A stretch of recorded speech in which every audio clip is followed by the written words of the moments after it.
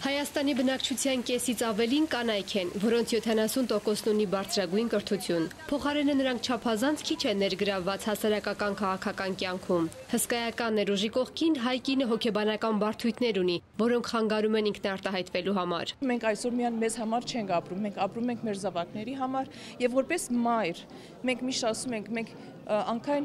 իդեալական կերպարի ենք վերածել հայ մայրը։ Եթե մենք իսկապես լավ մայր ենք, մենք պետք է պայքարենք, որ այնպիսի երկիր կառուցենք, որ մեր երեխաները վաղը միսօր ուզեն մնան այստեղ եւ իրենց աբական եւ իրենց ճակատագիրը չորոնեն օդարության մեջ։ Մեր հասարակությունում կնոջ խնդիրները քննարկելու նպատակով ՀՅԴ Հայաստանի երիտասարդական միությունը կազմակերպել էր կնոջ դերը քաղաքականության մեջ խորհրդաժողով, որը մեկտեղել էր նաև տարբեր կուսակցությունների երիտասարդական թևերի ներկայացուցիչներին։ Հայաստանում ես չեմ տեսնում մի ոլորտ, որտեղ պրոֆեսիոնալ կանայք կարող են հեշտությամբ բարձրունքներ հաղթահարել։ Գլխավոր եւ բարձրագույն պաշտոններում գրեթե չեն նշանակվում կանայք, դա նրանից չէ, որ կանայք խելացի չեն կամ այդ ոլորտին չեն տիրապետում,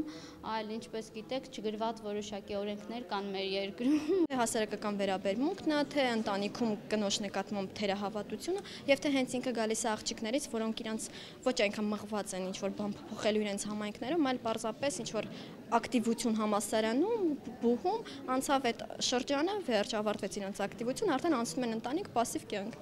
Մեկ դարից ավելի է անցել, երբ աշխարհի տարբեր երկրներում աշխատավորուհիները բարձրաձայնում էին կանանց ոտնահարվող իրավունքների մասին, երբ ամերիկուհիները պայքարում էին ընտրական իրավունքի համար, դեռ այն օրերին, երբ Հայաստանի առաջին հանրապետության խորհրդարանում արդեն 4 կին падգամավոր կար։ Հայաստանի քաղաքացուհին ուներ ընտրելու եւ ընտրվելու իրավունք։ Անգամ դիվանագիտության համաշխարհային պատմության մեջ առաջին կին դեսպանը դարձյալ հայուհի էր։ 1919-ին Դիանա Աբգարն էր Ճապոնիայում Հայաստանի դեսպանը։ Մեր օրերում օրենքով է ամրագրված կանանց եւ տղամարդկանց հավասար իրավունքները, մինչդեռ իրականում պատկերն այլ է։ Հայաստանի ազգային ժողովում այսօր 11 կին падգամավոր կա եւ Ռուզան Առաքելյանի խոսքով նրանք բավական ակտիվ են։ Կանանց